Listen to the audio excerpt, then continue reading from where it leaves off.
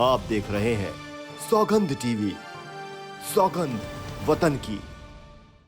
पाकिस्तान कोई समस्या ऐसी है नहीं, और जहाँ तक है हमारी टक्कर केवल चीन से है। तो सबसे बड़ा खतरा, हमें चीन से भी ज़्यादा खतरा इस देश में जो भेड़िए छिपे हुए हैं कांग्रेस के राज में। चीनी सैनिक हमारे यहाँ कभी भी घुस जाते थे, आ जाते थे।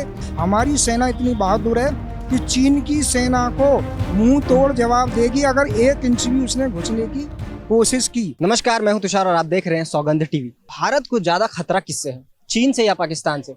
ये मुद्दा सालों साल का है।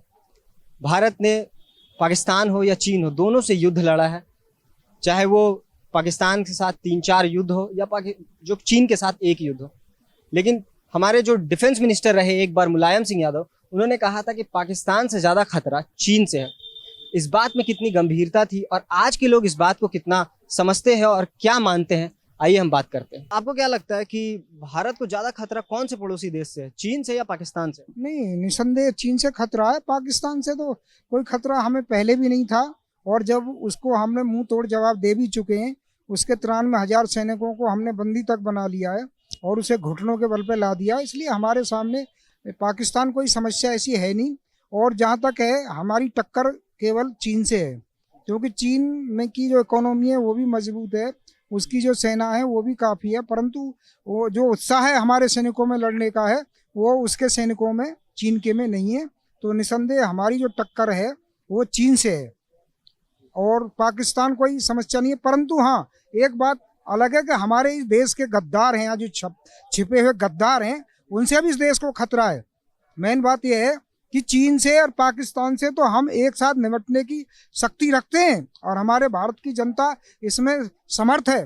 परंतु इस देश में जो गद्दार हैं, जो इस देश की व्यवस्था का खा रहे हैं, इस देश के लोगों के टैक्स का पैसा खा रहे हैं, वही इस देश के खिलाफ बोलते हैं, वही इस देश की व्यवस्था के सिस्टम के खिलाफ बोलते हैं, और वही इस देश को जो है का गालियाँ देते हैं।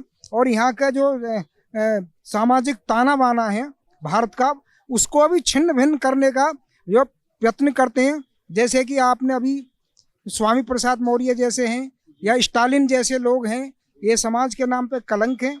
इन्हें भारत से कोई लेना देना नहीं है। ये देश के इतने मतलब गद्दार हैं कि ये इस देश को चाहते हैं कैसे ही गृह युद्ध हो जाए और तुम अपनी रोज जो है का अपनी राजनीतिक रोटी सेको।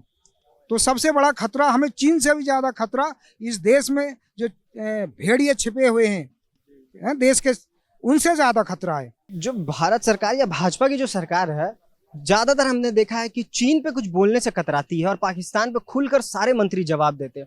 अगर ज्यादा खतरा चीन से है तो उनके बयान भी उस तरीके के होने चाहिए। ऐसा हमें देखने को क्यों नहीं मिलता? नहीं, आप ये कह रहे हो चीन के सामने कांग्रेस तो कभी बोलती नहीं थी। आज प्राइम मिनिस्टर ने वो कहा है कि हमारी जो G20 की बैठक होगी वह अरुणाचल प्रदेश हर जगह होगी। चीन की कोई औकात नहीं है, चीन हमारे कार्य में कोई भी जो है का बाधक नहीं बन सकता है, ना उसकी कोई औकात है। मैं आपको बताऊं, कांग्रेस के राज में चीनी सैनिक हमारे यहाँ कभी भी घुस जाते थे, आ जाते थे, कोई उनके लिए मनाही नहीं थी। वो जब चाहे हमें जो है नीचा दिखा के चले जाते थे। परंतु आज की डेट में माननीय प्रधानमंत्री जी के द्वारा जो उनका दृढ़ संकल्प है, उसके द्वारा चीन यदि हमारे सीमा में एंट्री करेगा तो उसे मुंह तोड़ जवाब दिया जाएगा। लेकिन ऐसा कई रिपोर्ट्स में कहा गया है और मतलब लिखा भी गया है, और हमने देखा कि जो चीन है वो लद्दाख में कई किलोमीटर आगे आ चुका है। इस बात पे आप क्या कहें?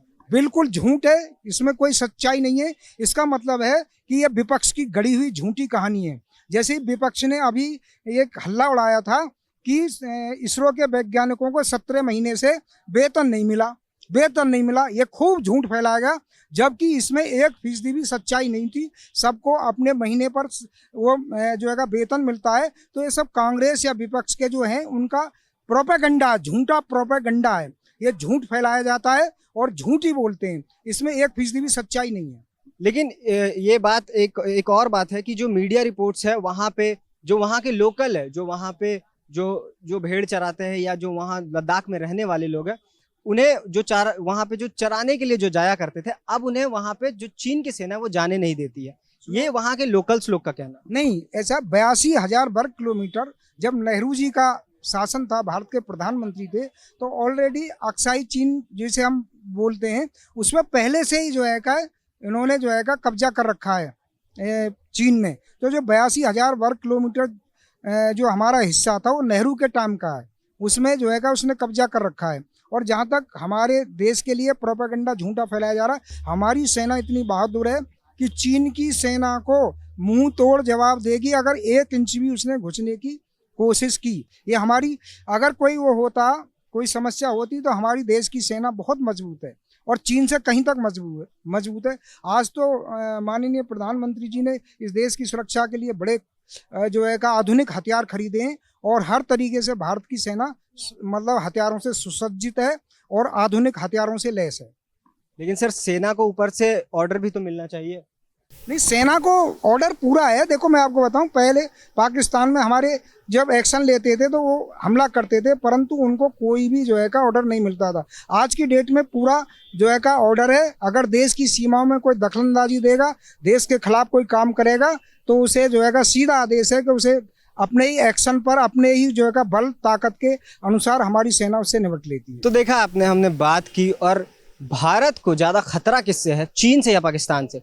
इस बात पर लोगों का ये मानना है कि पाकिस्तान को तो भारत मुंह तोड़ जवाब देता ही रहता है, लेकिन जो चीन है उसको भी भारत मुंह तोड़ जवाब देने में मोदी सरकार में सक्षम हो चुका है।